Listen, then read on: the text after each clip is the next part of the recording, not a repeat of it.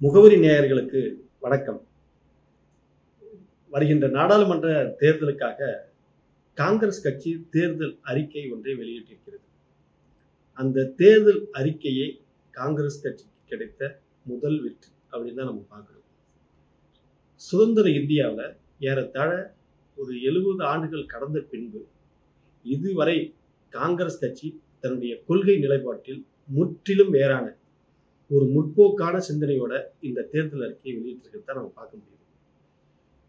இது நேர் டெட் அகேன்ஸ்ட்னு சொல்லுவாங்கல்ல, பிஜேபிக்கு நேர் எதிரான ஒரு கொள்கை ரீதியான ஒரு தேர்தல் அறிக்கையை வாக்குறுதி கொடுத்திருக்காங்க. அதுல முதல்ல மிக முக்கியமானது, இந்த நாடு சமத்துவத்திற்கும் எதிரான ஒரு கோட்பாடை கொண்டது. இந்த நாடு சமமா இருக்கதா, மக்கள் சமத்துவத்தோட வாழ்கிறார்களா அப்படின்னு பார்த்தா இல்லை அப்படின்னு தான் சொல்லணும். சமத்துவத்திற்காக போராடக்கூடிய இயக்கம் திராவிட இயக்கம், திராவிட முன்னேற்ற கழகம், திராவிட இயக்கங்கள் தமிழ்நாட்டில் இருக்கக்கூடிய பெரியார் சிந்தனைவாதிகள் எல்லாமே முதல்ல சமத்துவத்திற்காக ஒரு இயக்கத்தை தொடங்கினாங்க 1925.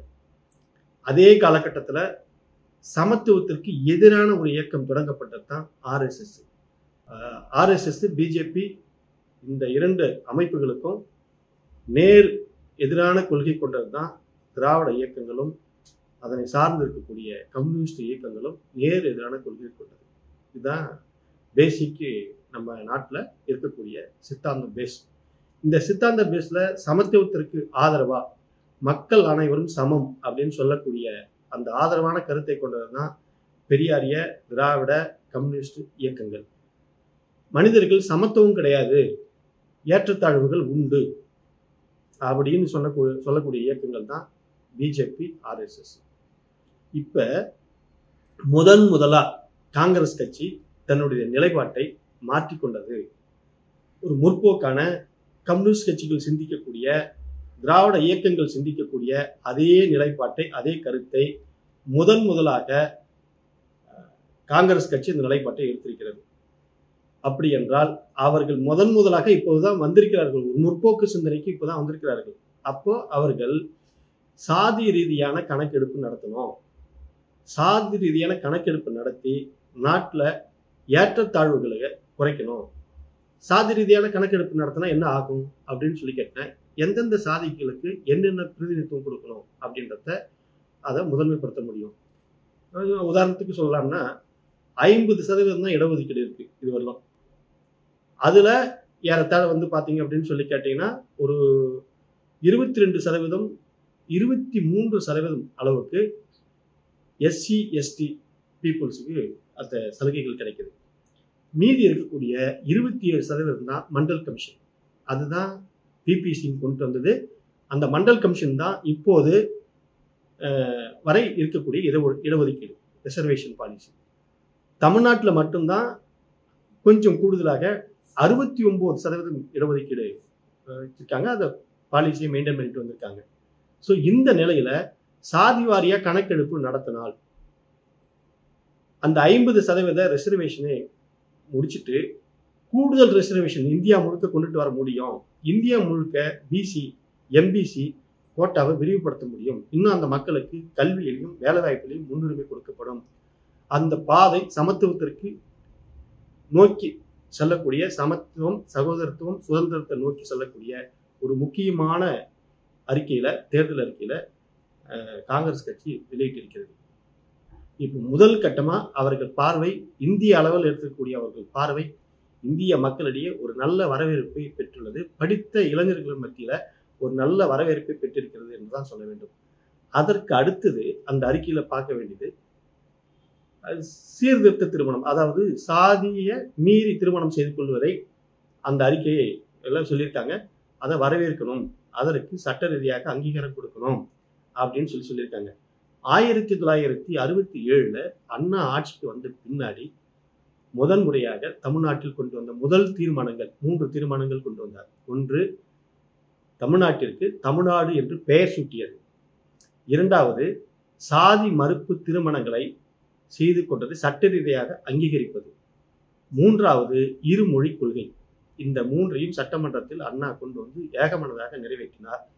இன்று வரை ஒரு மாநிலம், ஒரு நாட்டில் இருக்கக்கூடிய ஒரு மாநிலம் ஒரு நாட்டினுடைய வளர்ச்சி அளவுக்கு முன்னோக்கி போயிட்டு இருக்குது அப்படின்னு சொல்லி கேட்டா, இந்தியாவுக்கே வழிகாட்டியா இன்னைக்கு தமிழ்நாடு இருக்கிறது அப்படின்னு சொல்லி கேட்டா, அதுக்கு முக்கிய காரணம் அண்ணா கொண்டு வந்த அந்த அந்த சாதி மறுப்பு திருமணங்களை சட்ட ரீதியாக அங்கீகரிப்பது, அதாவது சீர்திருத்த திருமணங்களை சட்ட ரீதியாக அங்கீகாரம் வழங்குவது என்பது முதல் காரணம். இரண்டாவது காரணம் இருமொழி கொள்கையை அமுல்படுத்தியது. இந்த இரண்டு கொள்கைகளும் தமிழ்நாட்டை இந்திய அளவில் மட்டும் கிடையாது, உலக அளவில் பொருளாதார ரீதியை திரும்பி பார்க்க வைத்திருக்கிறது அந்த இரண்டு தீர்மானங்களும். அந்த அடிப்படையில் முதலாக அகில இந்திய அளவில் காங்கிரஸ் கட்சி அந்த தீர்மானங்களுக்கு வரவேற்பு கொடுக்குற அளவிற்கு, அதற்கு அதாவது முதல் அடிப்படையில் என்னன்னு கேட்டீங்கன்னா, உணவு, உடை, கடவுள், இதெல்லாம் வந்து ஒரு தனி மனிதனுடைய சுதந்திரம். அவன் சார்ந்திருக்கக்கூடிய மதம், இதெல்லாம் வந்து ஒரு தனி மனிதனுடைய சுதந்திரம். இதுல வந்து ஒரு அரசாங்கம் தலையிடுவது என்பது முற்றிலும் தவறான போக்கு.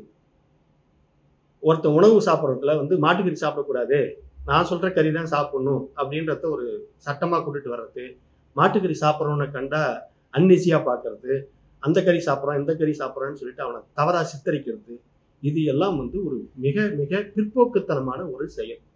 அதாவது நான் உடுத்துற உடை தான் நீங்கள் அங்கீகரிக்கணும், நான் சொல்கிற பேர் தான் நீங்கள் உடை உடுத்தணும் அப்படின்றது வந்து ஒரு மிக மோசமான ஒரு பிற்போக்குத்தனமான செயல். அதே போன்று கடவுள், அதாவது ஒவ்வொருத்தருக்கும் ஒரு நம்பிக்கையினுடைய அடிப்படையில் வர்றது கடவுள் என்பது. நான் கும்பிட்ற கடவுள் தான் நீ கும்பிடணும், நான் ஜெய் ஸ்ரீராம் அப்படின்னு சொன்னேன்னா நீங்களும் ஜெய் ஸ்ரீராம்னு சொல்லணும் அப்படின்னு அவர் இந்த மக்களை போய் நிர்பந்தப்படுத்துறது, அந்த மக்களை போய் பின்பற்றுறது அப்படின்றது மிக மோசமான ஒரு அணுகுமுறை. அதே போன்று காதலை யாராலையும் நிர்பந்தப்படுத்த முடியாது. இன்னாரை தான் காதலிக்கணும், இன்னாரை காதலிக்க கூடாது அப்படின்றது காதலுக்கெல்லாம் ஒரு வரையறை கிடையாது. அதை போயிட்டு வந்து தவறா சித்தரிக்கிறது, தவறான பாதைகளை கொண்டுட்டு போறது, இது எல்லாமே இந்த பிற்போக்குத்தனமான செயல்கள் அனைத்தையும் செய்வது பாரதிய ஜனதா கட்சி, அதனுடைய தாய் அமைப்பான RSS. அதற்கு நேர் எதிராக முதல்ல இப்போதுதான் காங்கிரஸ் கட்சி இந்த அவர்களுக்கு நேர் எதிரான கொள்கைகளை அறிவித்திருக்கிறது. திருமணம் என்பது அவர்கள் விருப்பம் போல் யாரை வேண்டுமானாலும் செய்து கொள்ளலாம், அதற்கு சட்ட பாதுகாப்பு வழங்கப்படும். ஏற்கனவே சட்டம் பாதுகாப்பு கொடுத்துருக்குது, ஆனா நடைமுறையில அது சாத்தியப்பட்டு வரல.